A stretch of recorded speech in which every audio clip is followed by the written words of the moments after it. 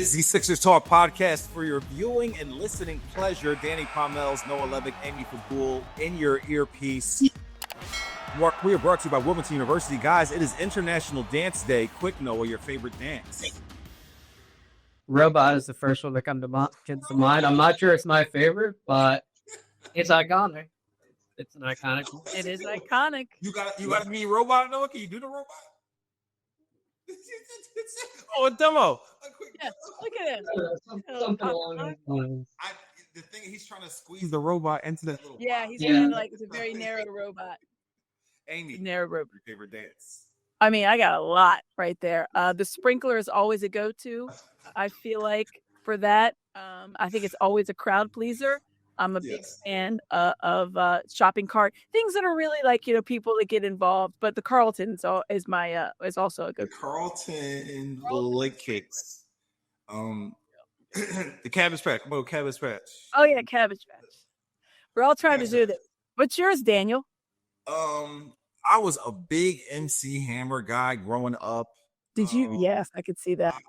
Like turning the party out with the one leg up and kicking and the whole bit. So that was a big staple of my childhood. I couldn't do the you can't touch this, the little no, I couldn't do that, but MC Hammer was big when I was growing up. I remember one specific. How about when he became like the heavy rap guy, like the hardcore? Oh, nah, I'm close to Hammer. I remember one time listening to that whole album on a ride to North Carolina with my grandfather, me, my brother, and my grandfather. That whole MC Hammer album, You Gotta Pray Just to Make It Today, and like that's a good one thing all the way through. But I remember one specific birthday party, MC Hammer dance was going nuts. It was like a hammer contest, and there was like a face painter there. I got the Ultimate Warrior face paint, and I was doing a lot of MC Hammer. So shout out to International Dance Day for bringing back that memory. But this is a Sixers podcast. So when you talk to Sixers, they don't have anything going on. They're trying to get their stuff together. I saw this and I was thinking of doing. It's just so cool how we're in these boxes and there is like I'm in the middle and maybe you guys are on the sides of me. But I was thinking of having you guys face off in a contest of naming the 15 former Sixers and coaches. You got to turn the other way, Amy. Former Sixers and coaches on my screen. That's how it looks. On my screen, it's the other way. The 15 former Sixers and a coach who are in the playoffs. I was thinking of having you guys square off, like back and forth. Like, all right, we can go toe to toe. Let's go. Okay. Let's go. Let's do it. Like whatever. So go ahead. Who wants to start? Amy, you got somebody? Former Sixers? I got Isaiah Joe. Even with the ridiculous blowout the Miami Heat suffered last night. Yeah. We decided if you lose any game in a series by like more than 40, the series is over. Like the Grizzlies, the Heat, that was embarrassing. I was embarrassed. But I'll go first. I got Isaiah Joe. Well, Miami Heat, Haywood Highsmith. Yeah, right there. Haywood Highsmith. Yeah. That's where you start? Hold on. I'm not gonna win this, Amy. Here it is. You go with this team, Amy. I'm not going to win the same if he's going Haywood Highsmith first. Jimmy Buckets. Big win by the Warriors last night. What a game. Yeah. Oh, my God. Well, they were fighting and scrapping and all types of stuff. But that was a good one. I mean, we can go coach, Doc Rivers. Doc Rivers. Easy layup. Yes. So what? A man who has played so well in the postseason just for his entire career, Ben Simmons. You didn't know where I was going with that, did you? I did not. So while we're on the Clippers train, James Harden. All right. Al Horford. Al Horford. Do you have a list there for what? You don't have. You're not looking at here, right? Okay. No, I've got. Sorry, I'm pulling up. Judges. Pulling up from text from Noah, who you got? on Baker's arrival. While we're on the Celtics, we can go Jaden Springer. Jaden Springer. Also up that way. I'm going to go Drew Holiday. Nice. Notes from Boston? I don't think so. Quite a few in the Knicks Pistons series. We'll go with our friend Paul Reed. I'll go Campaign. Nice. On the Knicks, we got PJ Tucker, still kicking it. Completely forgot he was there. Oh man. But they picked him up late. Yeah, It's not- I completely forgot he's there. So let's see on the Knicks. Anybody else? Does Mikal Bridges count or no? That's a good question. I would say no. He had the hat on. The hat was on. He was all excited. He was ready to be here. That might count. He was a No. Sixer. So you got to be a Sixer to get traded, right? So Yeah. True. Good Okay, point. then put it on. Yeah. That's probably 16 then. 'Cause I don't think he counts. you guys are way past my list. My list is shorter than that. So Yeah. Well, All we right, got, so give me- I think, one more Knicks. a few we didn't name. Yeah, Where's we the got other Knicks? Landry Shamet on the Knicks. Yes. There you go. And I feel like there's another one with the Clippers that I'm missing. Nico Batum. Nico Batum. Yes. Nico That is Batum. it. That is it. Yes. Nico That's Batum. we got him. No. You said He There's doesn't more. know. Yeah, He feels just like threw out that number. See, Noah and I were ready to go toe to toe, like on this 15 number, and you're just like making stuff. He said James Harden. Oh, okay. And then we got well, I saw this guy, and I'm gonna put the rest of this tweet out there and see if you can get the guy. Him versus 100 apples. Buddy Hield. Buddy. Wow. That is so wrong. Like Noah even started to lose it. When Noah's word comes up, he's like, "Oh no." Noah almost lost it on that one. Buddy Hield versus That is 100 not apples. appropriate. I can't believe you said that. Him versus 100 apple. Well, they got this whole debate of 100 men versus the gorilla. He's gonna So win. Buddy Hield He's gonna versus win. 100 Buddy apples. Hield. I forgot about Buddy Hield. Oh, TJ McConnell also. And then Anybody JJ on the Redick, Bucks? Doc Rivers, former coaches. Yeah. JJ Redick. Yeah, I forgot about that. Yeah. All right. I'm sweating from that laughter. Nuggets. I was thinking Warriors. I was thinking Lester Quinones, but I think he's a Birmingham Squadron member now, so All right. Well, they did not bring him back. Just trying to get the obscure ones, but I think we did pretty well. Yeah, bro. The Haywood Highsmith off the top. Off My the top. goodness. Off the the top. giddy up.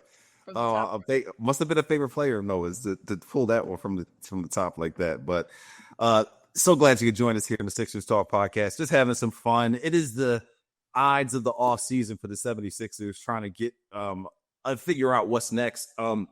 Big news though in the NBA, because this is something we talked about in this podcast. Amy, I know you have suggested it in the past. Changing the NBA playoff, not the playoff format, the NBA All-Star Game format. We saw a change this year, which saw 4 different teams divided into 8 players. And there was like a draft, and they also had 8 players whoever won the rookie sophomore game or the what is that called? Rising Rising Stars. Rising Stars game. Whoever won Rising Stars game. It is was a rookie team. sophomore basically, but Yeah. yes, they call it Rising. But yeah, all the same, there was a new format this year. It wasn't quite the change people were looking for by any means. But this new format, international versus the world, how juicy could that be considering the player pool from both groups? And we unfortunately don't know what version of Joel Embiid we will be getting back, but that would have been a gigantic decision, as well as with him and his decision for which Olympic team to play for. And that would have carry over here to this all-star game format because he chose to be a team member of Team USA as opposed to France, as opposed to Cameroon, which would have put him in an international player pool. But what version of Joel Embiid we get back, we do not know. We hope he returns healthy, safely, and is that dominating force. But what do you guys think about finally Adam Silver possibly succumbing to the pressure of making this the format of international players versus Team USA? I think we thought about this and we talked about this when we saw how successful the NHL's kind of when they redid their All-Star game. It wasn't even called it was called Four Nations. And it was wildly successful. And that's because they had, 4 of the best countries represented. They didn't have Russia, which I think would have been a big difference maker too. But really, you're looking at it's USA versus Canada, and it lived up to the hype. Everybody was locked in. People that weren't even interested in hockey were talking about that. So it created that kind of, and that's and I think that there's some issue with how it would work. I would hope that we could be North America versus the world, and we could take. Oh, you want to get Shea Gilgeous? Yeah, Murray. I want to get some of those guys come down. To follow your point, I was just going to, not to interrupt you, but say it's also the fervor and intensity of the players, the commitment and the competitiveness they put into the hockey players, how much it means to them that made that USA-Canada thing so great, because both teams wanted it really bad. Yeah, and that's a long-standing rivalry, right? I mean, they're basically playing on a very long-standing rivalry. Canada, its national game is hockey. You relate to it as far as, comparative to Canada, but the NHL is based in America, so it's a long-standing rivalry. I think that's why that works. I think it would work for the NBA because of what you mentioned.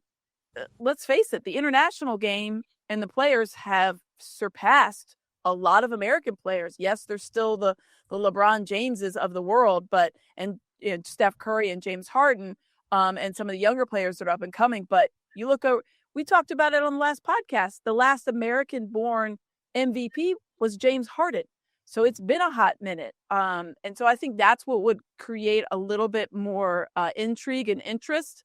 But yeah, you're right. I mean, it's the USA versus Canada hockey is long ingrained. Those guys, it's always been that way from when they were playing junior hockey all the way up. It was always a rivalry. So I don't think you could tap into it in the same fashion, but I do think it would be an improvement over what we've seen on the NBA's All-Star game. I think that there's no doubt about that. They've tinkered with this All-Star game for the better part of a decade. It seems like every year they're trying something new with the clocks resetting and different scoring factions or requirements. They tried to steal from the tournament. Trying to do all these little things. And it's like it's all well and good, but if the guys are not invested and it's not interesting, then it just doesn't work. So I think because they had something good. That's part of it. They had something really cool, and they're trying to get back to what that was. They should make all these people participate in the dunk contest because that's the coolest thing they have, and you just can't have.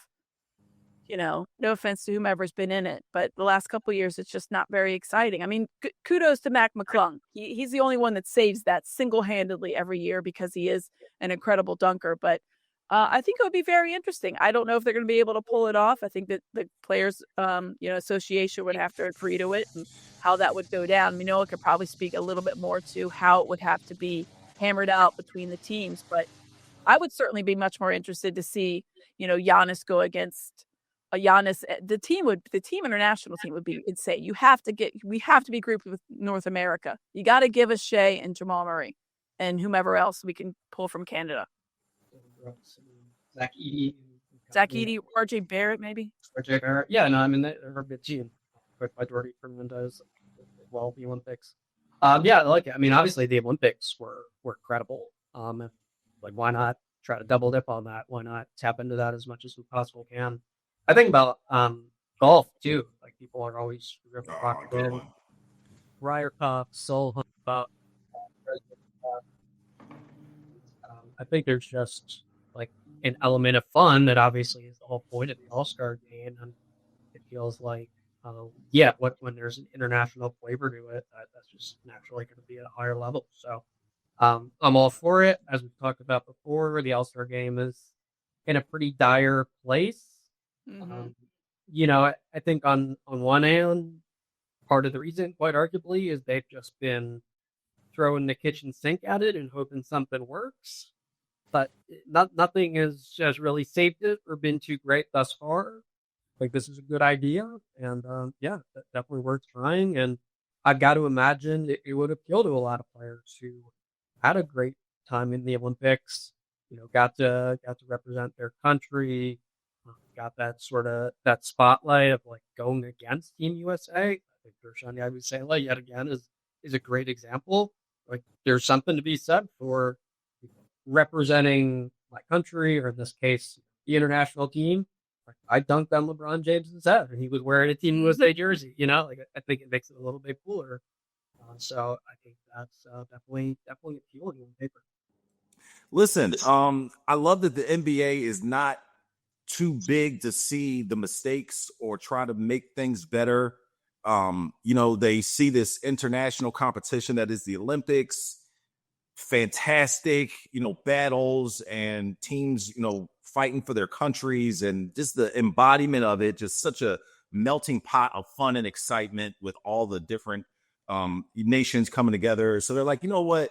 Let's get out of our own way and try to embrace this instead of trying to shun it. And NBC right in the crosshairs of this thing, because the NBA is coming to NBC. The Intuit Dome is hosting the 2028 Summer Olympics. That's where the All-Star game will be, and just a great convergence for NBC where we happen to work. And it just comes together really nicely on that front. But listen, the competitiveness is something that you want to embody. And plus, you see these playoffs and you see how much it matters. And some of these games, and this Clippers Nuggets series, fantastic. Houston, I mean, listen, the fighting and the stuff and the wrestling in the Golden State Houston series is one thing. Not that I need it to be a part of the game, but it adds such a great element, man. It just adds such a great element. Look at the Pistons Knicks series, and that's been as advertised as well.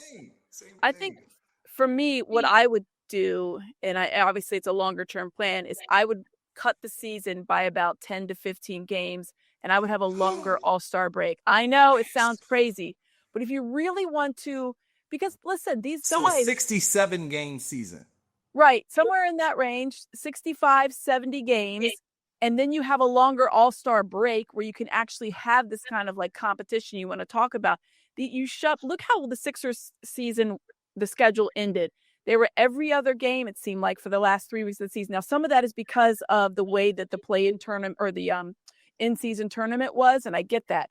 But if you want to have all these different things, which is all well and good to try to grow your game and create excitement, certainly in the middle of it, or at the beginning of it, because people tend to pay attention in the second half of it after football season, I think you need to have a bigger gap.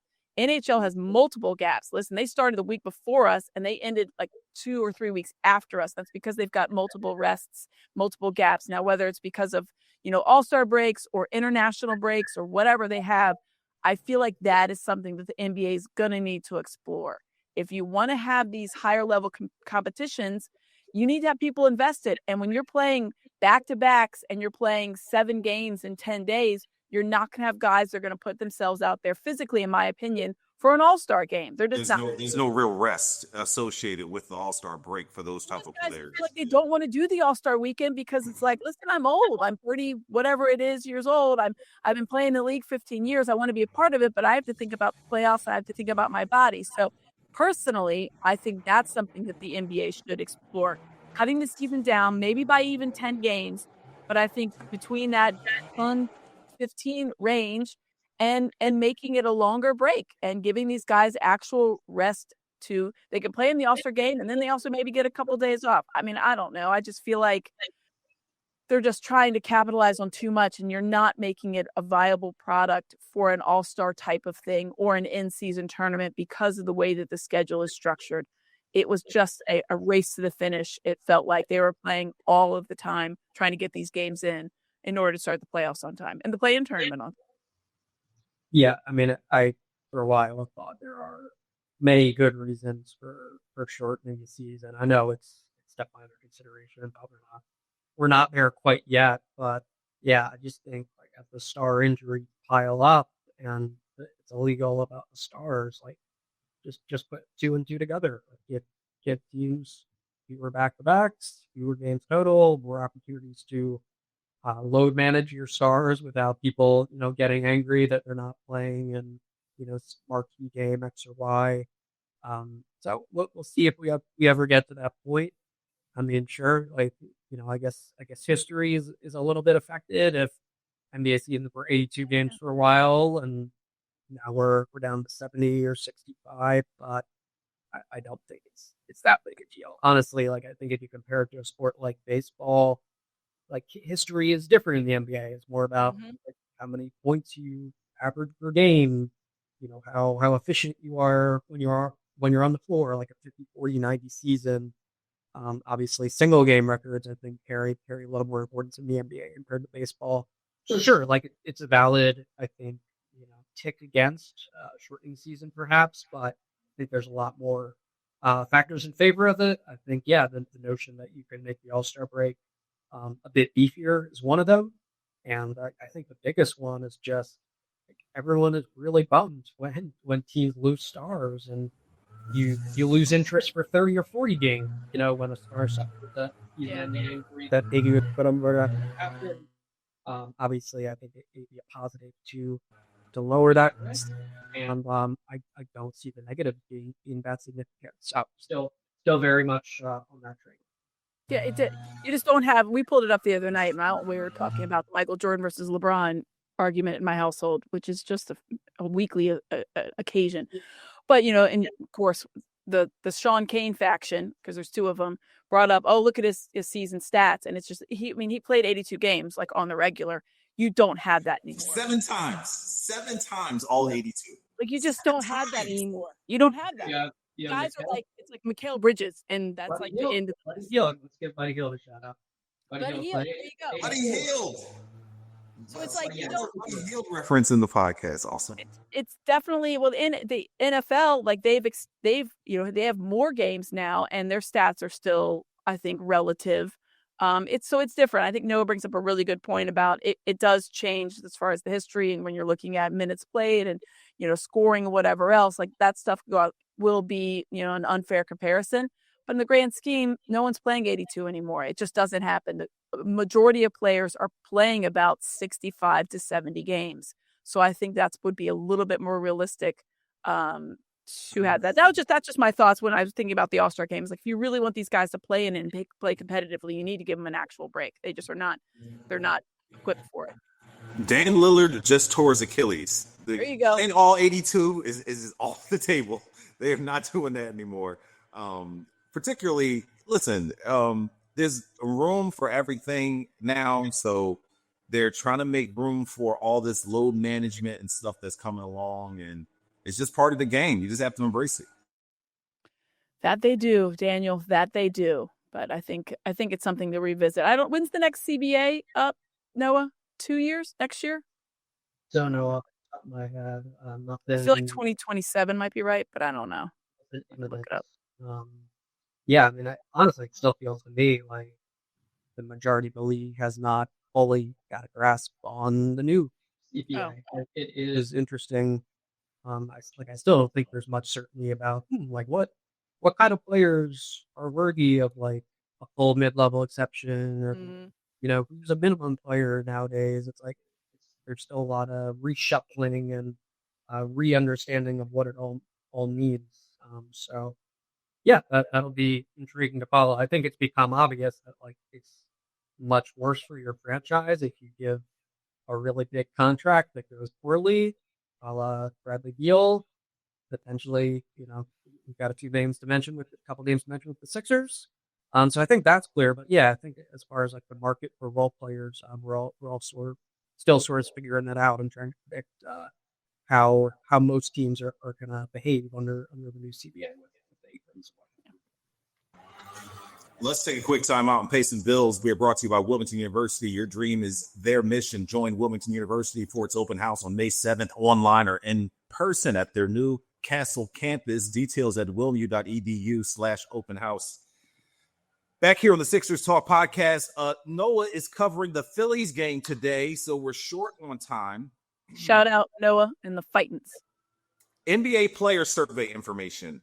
Not a lot there for the 76ers as far as overrated, underrated. I mean, you have to be on the court to be rated. Yeah, and listen, it's a low bar this year. The bar is not very high this year. This team won 24 games. This is not a lot to hang your hat on. So NBA player survey came out. Some Sixers were among the players mentioned. Tyrese Maxey, Joel Embiid, Nick Nurse was mentioned in there, but it was scraping the bottom of the barrel to try to give, some overrated, underrated tags to any of those guys. So we're just going to hope for more next season and that there will be some improvement for what this team was able to put out on the court this year. And getting Amy and Noah, something to talk about on a regular basis. We have something to talk about. We just like to talk about humans that are going to be NBA players longer than 5 to 10 minutes. I don't like seeing sad Jim lineup. I don't like that. Listen, Jim was holding on to hope until January, until like mid to late January, that if they went on a bit of a run, they were right back in it. And that's tough. Also in mid to late January, Jim was down in Florida. So, I think it just made the time that we had with him that much more special. It did. He came it was talking about his NCAA. They win 7 of 9. I'm like, 7 of 9? Coach, it'll take them a month and a half to win 7 games. A month and a half. Somebody had optimism. Someone has to have. I appreciate it. And I'm eternally optimistic, but I was like, at some point, like, you just gotta. I don't think so. I just don't think they got it. And then it was by the end of January. He was like, "Yeah, no, you're right, Aim. They're cooked." He did. She is so mad at some of his NCAA tournament games that he picked that didn't turn out because of a buzzer beater or turnover or missed free throws or stuff like that. He's a coach to the end. Yeah, missed free throws and turnovers will drive him that. Oh, I can't believe I just said that. I am happy you said that. We need the rule. It wasn't. That's literally his word, though. That's what he said. It drives him. That's exactly what he said. Guano. There we go. Listen to our pet detective taught me that really well. But that's good. That's literally what you said. I can't believe I just said that. Another edit. So I sound like Ron Burke. Edit that out. Much love to everybody out there for listening and watching the Sixers Talk podcast. We are real people doing real things. So I got Noah. I got Noah there. You got Noah in the beginning with the apples, and I got Noah there with the guano. Buddy Hield versus 100 apples. Let me know what you think, folks. That was a tweet. It was not my original idea. It was a tweet I saw. So do not blame me. But much love to everybody. Thank you for listening and watching. Good luck with the Phillies today. Noah, they need a daggone win. 6-game homestand for them. Amy Fadool is out in the field covering. Oh, you talked to Kalen DeBoer yesterday. Yeah, Kalen DeBoer the other day. That was pretty cool. Campbell, yeah. So good stuff. He had a pretty sweet office as well. I'd like to see. Yeah, surprised. And you're the head coach of Alabama. It was very nice. Yeah. But we're out here working, folks, and we hope you are enjoying yourselves. It's a beautiful day outside. Noah, enjoy it at the Phillies game. Much love to everybody. Again, we will see you next time for Noah and Amy and Ben Berry. I'm Danny Pommells. Take care.